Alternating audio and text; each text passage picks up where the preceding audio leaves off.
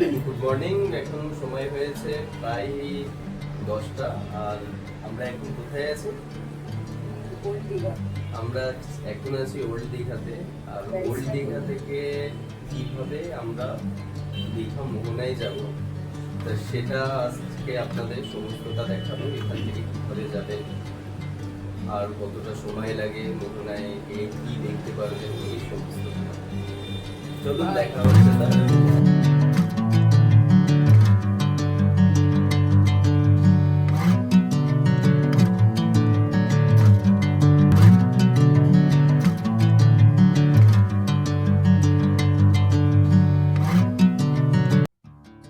এটা ব্যারিস্টার কলোনির রাস্তা। এখান থেকে বেরিয়ে এরকম জায়গা থেকে আপনারা টোটো পেয়ে যাবেন।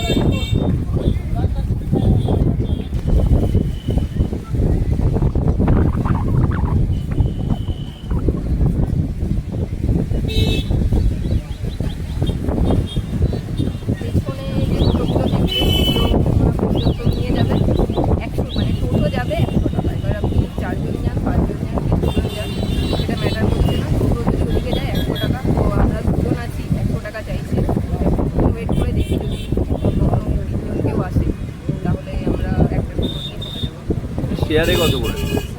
শেয়ারে 20 টাকা করে করছে।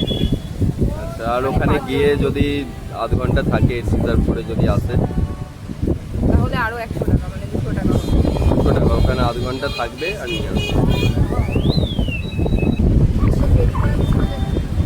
মোহনা দেরি করে যাচ্ছি কারণ সকাল থেকে একদম মেঘলা আকাশ, ভয় ছিল এই বৃষ্টি এলো এলো করে।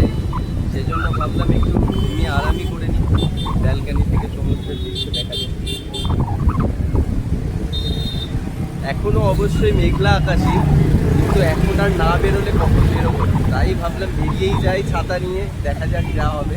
তবে ওয়েদারটা কিন্তু দারুণ লাগছে, আপনাদের দেখাবো আকাশটা।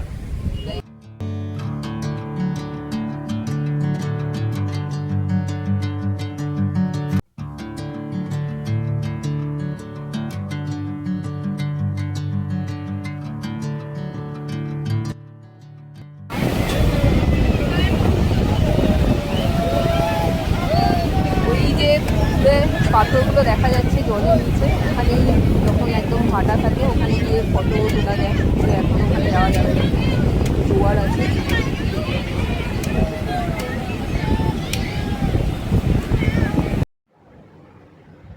মোহনার এখানে কিন্তু চিংড়ি, ইলিশ, পমফ্রেট, কাঁকড়া, বিভিন্ন টাটকা মাছ পাওয়া যাচ্ছে। এছাড়া যারা শুটকি মাছ খেতে পছন্দ করেন তাহলে এখানে কিন্তু শুটকি মাছও পেয়ে যাবেন। এছাড়াও দেখলাম নুন দেওয়া ইলিশ মাছও এখানে ছিল।